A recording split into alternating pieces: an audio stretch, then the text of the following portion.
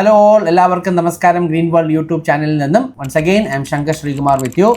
നമ്മളിവിടെ mainly safety related ആയിട്ടുള്ളതും courses റിലേറ്റഡുമായിട്ടുള്ള ടോപ്പിക്സ് ആണ് ഇവിടെ കൂടുതലും നമ്മൾ ഡിസ്കസ് ചെയ്യുന്നത്. ഇന്ന് നമ്മൾ വളരെ അതായത് നീബോഷ് ഇന്റർനാഷണൽ ജനറൽ സർട്ടിഫിക്കറ്റ് അതിനകത്തെ ഒരു വളരെ പ്രധാനപ്പെട്ട ഒരു ടോപ്പിക്കിനെ കുറിച്ചാണ് ഇവിടെ സംസാരിക്കുന്നത്. അതായത് ഫോർമാറ്റീവ് അസസ്മെന്റ്സ്. നിങ്ങൾക്ക് എല്ലാവർക്കും അറിഞ്ഞിരിക്കും, ഈ നേരം കൊണ്ട് ചെയ്യുന്നവർക്കും അറിയാം. അതായത് നീബോഷ് കൊണ്ടുവന്ന ഒരു പുതിയ ഒരു റൂളാണ്.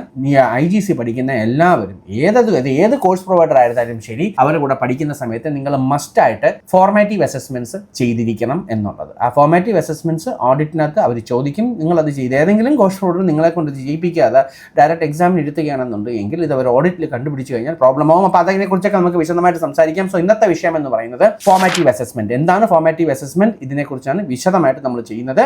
അപ്പോൾ ഈ വീഡിയോ ഇഷ്ടപ്പെട്ടാൽ ലൈക്ക് ചെയ്യാൻ മറക്കരുത്. നമ്മുടെ ചാനൽ സബ്സ്ക്രൈബ് ചെയ്യുക, ബെൽ ബട്ടൺ പ്രസ് ചെയ്യുക. അപ്പോൾ അതിനകത്ത് കൂടുതൽ വീഡിയോസ് എല്ലാം വന്നു കഴിഞ്ഞാൽ നിങ്ങൾക്ക് കൃത്യമായിട്ട് അതിൻ്റെ നോട്ടിഫിക്കേഷൻ നിങ്ങൾക്ക് കിട്ടുന്നതായിരിക്കും. So let's start what is called formative assessment. എന്താണ് ഫോർമാറ്റീവ് അസസ്മെന്റ് എന്നുള്ളതിനെക്കുറിച്ച് നമുക്ക് വിശദമായിട്ട് പഠിക്കാം.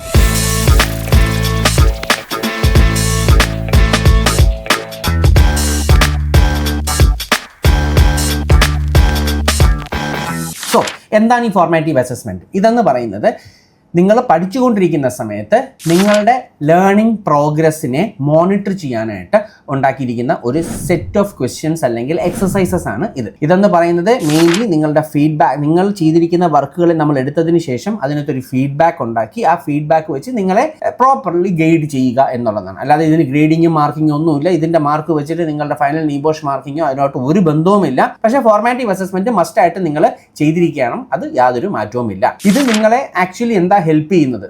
നമുക്കൊരു ഇങ്ങനെ ഒരു ഓപ്പൺ ബുക്ക് എക്സാമിനേഷൻ എഴുതാൻ പോകുന്നത് ചിലപ്പം പലരും പുതിയതായിട്ടായിരിക്കും. അപ്പം അത് എങ്ങനെ എഴുതണം, അല്ലെങ്കിൽ അതിൻ്റെ ക്വസ്റ്റ്യൻ അനുസരിച്ചിട്ടുള്ള ആൻസേഴ്സിനെ എങ്ങനെ നമ്മൾ അപ്രോച്ച് ചെയ്യണം എന്നുള്ളതെല്ലാം ഈ ഫോർമാറ്റീവ് അസസ്മെന്റ്സിൽ നമ്മൾ പല രീതിയിലായിട്ട് നമ്മളത് വിശദമായിട്ട് പഠിപ്പിച്ചു തരും. ആ ഫോർമാറ്റീവ് അസസ്മെന്റ് നിങ്ങളത് ചെയ്ത് നമുക്കത് സബ്മിറ്റ് ചെയ്യേണ്ടി വരും. അതെന്തൊക്കെയാണെന്നുള്ളത് ഞാൻ നിങ്ങൾക്ക് കാണിച്ച് തരാം. അടുത്തെന്ന് പറയുന്നത് ഒരു ക്വസ്റ്റ്യൻ ആണ്, why do we need this formative assessment? What is the reason? ഞാൻ പഠിക്കുന്നുണ്ടല്ലോ, പിന്നെ എന്തിനാണ് എനിക്ക് എൻ്റെ ഈ ഫോർമാറ്റീവ് അസസ്മെന്റ് ആവശ്യം എന്ന് പറയുന്നത്? വെരി സിമ്പിൾ ക്വസ്റ്റ്യൻ നിങ്ങൾക്ക് പറഞ്ഞുതരാം. നിങ്ങൾ സ്കൂളിലും കോളേജിലൊക്കെ പഠിക്കുമ്പോഴത്തേക്ക് ടേം എക്സാമിനേഷൻസും ഇടയ്ക്കിടയ്ക്ക് ക്ലാസ്സിൽ ഒരു അസൈൻമെന്റ് എക്സാമിനേഷൻസ് ഒക്കെ നടത്താറില്ലേ? അത് എന്തിനാണ് നിങ്ങൾക്ക് നടത്തിയിരുന്നത്? നിങ്ങൾ പഠിച്ചിരുന്ന കാലത്തൊന്ന് ആലോചിച്ച് നോക്കൂ. അതെന്ന് പറയുന്നത് നിങ്ങളുടെ പഠന നിലവാരം ഏതുവരെയാണ്, നിങ്ങൾ കറക്റ്റ് ആയിട്ടുള്ള ട്രാക്കിൽ തന്നെയാണോ പോകുന്നത്? നിങ്ങൾക്ക് കറക്റ്റ് ആയിട്ട്, അല്ലെങ്കിൽ അവസാനം എക്സാം ചോദിക്കുന്ന ഒരു സംഭവമുണ്ട്, ആ ഒരു ക്വസ്റ്റ്യൻ കറക്റ്റ് ആയിട്ട് നിങ്ങൾക്ക് എഴുതാൻ അറിയുന്നുണ്ടോ? നിങ്ങൾ ആ ഒരു മോഡിലേക്ക്, അതല്ലാതെ നമ്മളൊരു ക്വസ്റ്റ്യൻ തന്നിട്ട് ഏതെങ്കിലും ഒരു രീതിയിൽ ആൻസർ എഴുതി കൊടുത്താൽ നമ്മൾ പാസ് ആവണമെന്നില്ല. അതിന് നല്ല എക്സാമ്പിൾ ഞാൻ ഒരു വീഡിയോയിൽ ഞാൻ പറയുന്നുണ്ട്. അതായത് ഒരു സ്റ്റുഡന്റ് ഹൈലി എക്സ്പീരിയൻസ് ആണ്, 10-25 വർഷം ഹെൽത്ത് ആൻഡ് സേഫ്റ്റി മാനേജർ ആയിട്ട് ഒരു പ്രമുഖ കമ്പനിയിൽ ജോലി ചെയ്ത ഒരു വ്യക്തിയാണ്. പുള്ളി ക്ലാസ്സൊക്കെ അറ്റൻഡ് ഒക്കെ ചെയ്തു. പക്ഷേ ആ സമയത്ത് എനിക്ക് തോന്നുന്നു ഫോർമാറ്റീവ് അസസ്മെന്റ് ഉണ്ടായിരുന്നോ? ഇല്ല, I don't think so. Formative assessment വരുന്നതിന് മുമ്പുള്ള ഒരു കഥയത് സംഭവമാണ്. പുള്ളി ആൻസർ ഒക്കെ എഴുതി.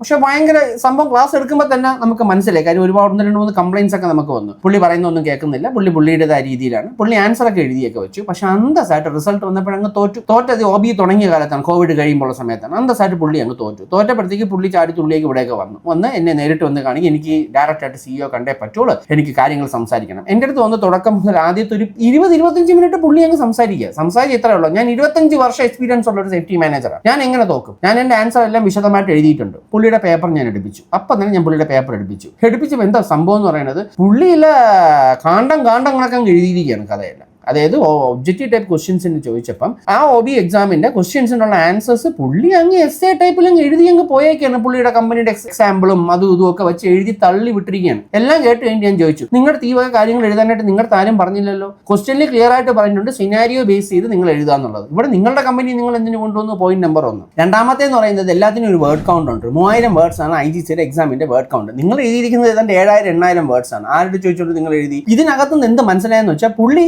ഈ വക കാര്യങ്ങൾ പഠിപ്പിച്ചിരുന്ന സമയത്തൊന്നും പുള്ളി ഒരു ശ്രദ്ധയും ചെയ്തിട്ടില്ല. ഇതിന്റെ നട്ട്ഷെൽ എന്ന് പറയുന്നത്, നോക്കൂ, ഏതൊരു എക്സാം എഴുതുവാനും അതിൻ്റെതായ കുറച്ച് സ്ട്രക്ചറും ശൈലിയൊക്കെ ഉണ്ട്. ആ ഒരു സംഭവം നിങ്ങൾക്ക് പറഞ്ഞു തരാൻ വേണ്ടിയിട്ടാണ് ഈ ഫോർമാറ്റീവ് അസസ്മെന്റ്സ് വെച്ചിരിക്കുന്നത്. ഇത് എഴുതിയേ പറ്റത്തുള്ളൂ. ഇതെന്ന് പറയുന്നത് ഒരു ആക്റ്റീവ് ലേണിംഗ് നമുക്ക് ഒരു എൻകറേജ് ചെയ്യാനായിട്ട് സാധിക്കും ഈ ഒരു സാധനം. അപ്പം നിങ്ങളുടെ നമ്മളൊരു ക്വസ്റ്റ്യൻ തരുന്നു, നിങ്ങൾ അതിന് ഉത്തരം എഴുതുന്നു, തിരിച്ച് റീസബ്മിറ്റ് ചെയ്യുന്നു, നമ്മുടെ ട്യൂട്ടർ അത് റിവ്യൂ ചെയ്യുന്നു, നിങ്ങൾക്ക് പറഞ്ഞു തരുന്നു ഇതിൽ ഇന്ന പോയിന്റ്സ് മിസ്സിംഗ് ആണ്, ഇങ്ങനെയാണ് എഴുതാനുള്ളത്. ബുള്ളറ്റ് പോയിന്റിൽ മാത്രം എഴുതി വെച്ച് ചിലപ്പോൾ ചിലപ്പോൾ മാർക്ക് കിട്ടണമെന്നില്ല, ചില റെപ്യൂട്ടേഷൻസ് വരുന്നുണ്ട്. അപ്പം ഇങ്ങനെയുള്ള ഒരുപാട് ഫ്ലോസ് എന്തെങ്കിലും ഉണ്ട് എങ്കിൽ അത് കണ്ടുപിടിക്കാൻ സാധിക്കുന്നതാണ് ഈ പറയുന്ന ഫോർമാറ്റീവ് അസസ്മെന്റ് എന്ന് പറയുന്നത്. That is why we need formative assessment. അത് മാത്രമല്ല ടീച്ചേഴ്സിന് ക്ലിയർ ആയിട്ട് മനസ്സിലാവും നിങ്ങൾ ഏത് ലെവലിൽ എവിടേക്കാണ് നിൽക്കുന്നത് എന്നുള്ളത് മനസ്സിലാക്കുവാനും ഈ ഫോർമാറ്റീവ് അസസ്മെന്റ് കൊണ്ട് നമുക്ക് സാധിക്കും. നൗ അടുത്തതെന്ന് പറയുന്നത് benefits of doing it right. എന്തൊക്കെയാണ് ഇത്? നേരെ ചുവ നിങ്ങൾ ഫോർമാറ്റീവ് അസസ്മെന്റ് ഈ പറയുന്ന 4 ടൈപ്പും ഫോർമാറ്റീവ് അസസ്മെന്റും ചെയ്യുന്നത് കൊണ്ട് നിങ്ങൾക്ക് എന്തൊക്കെ ബെനിഫിറ്റ്സ് ആണ് നിങ്ങൾക്ക് കിട്ടുന്നത്? ഒന്നെന്ന് പറയുന്നത് first of all it builds critical thinking and application skills. അതായത്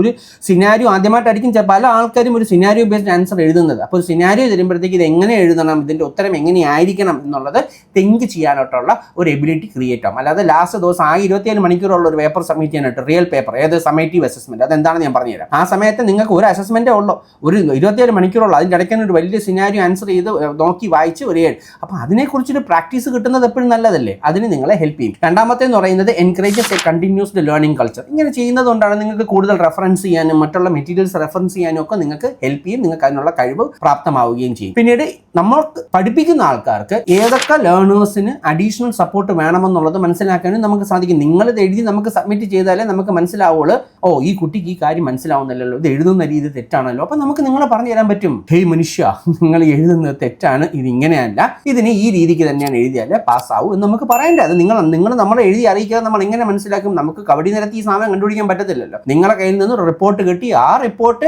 നമ്മൾ കെയർഫുള്ളി ഇവാലുവേറ്റ് ചെയ്തതിന് ശേഷം മാത്രമേ നമുക്ക് ഇതിനകത്തൊരു ഫീഡ്ബാക്ക് നമുക്ക് പറയുവാനായിട്ട് സാധിക്കുകയുള്ളൂ. പിന്നീട് പ്രൊമോട്ട്സ് കോൺഫിഡൻസ്. ഇങ്ങനെ ഒരു 5-6 സിനാരിയോ ബേസ്ഡ് എക്സാംസ് എഴുതുമ്പോൾ ഓട്ടോമാറ്റിക്കലി ഫൈനൽ എക്സാമിൽ നിങ്ങൾക്ക് ഒരു കോൺഫിഡൻസ് ബിൽഡപ്പ് ആയിക്കോളും. പുതിയതായിട്ടല്ലല്ലോ കാണുന്നത്, അപ്പം നിങ്ങൾക്ക് അപ്പം തന്നെ മനസ്സിലാവും ഇത് എവിടെ നിന്നൊക്കെ റെഫർ ചെയ്യണം, എങ്ങനെയൊക്കെ എഴുതണം എന്നുള്ള കാര്യങ്ങളിൽ നിങ്ങൾക്ക് ഒരു പ്രോപ്പർ ബെനിഫിറ്റ് അല്ലെങ്കിൽ ഒരു പ്രോപ്പർ കോൺഫിഡൻസ് നിങ്ങൾക്ക് ബിൽഡ് ആവും. അതിനാണ് നമ്മളിത് മെയിൻലി യൂസ് ചെയ്യുന്നത്.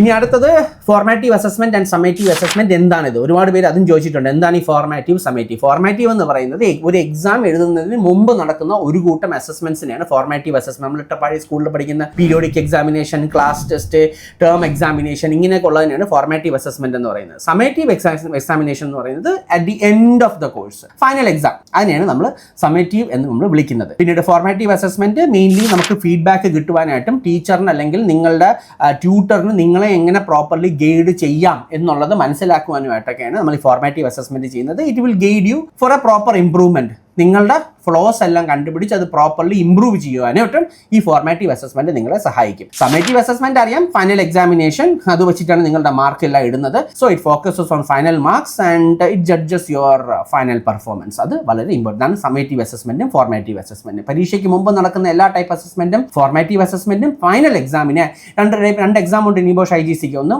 MCQയും പിന്നെ ഒന്ന് നിങ്ങളുടെ റിസ്ക് അസസ്മെന്റും. ഇത് രണ്ടും സമ്മേറ്റീവ് അസസ്മെന്റ് ആണ്. So finally key takeaways എന്തൊക്കെയാണ്?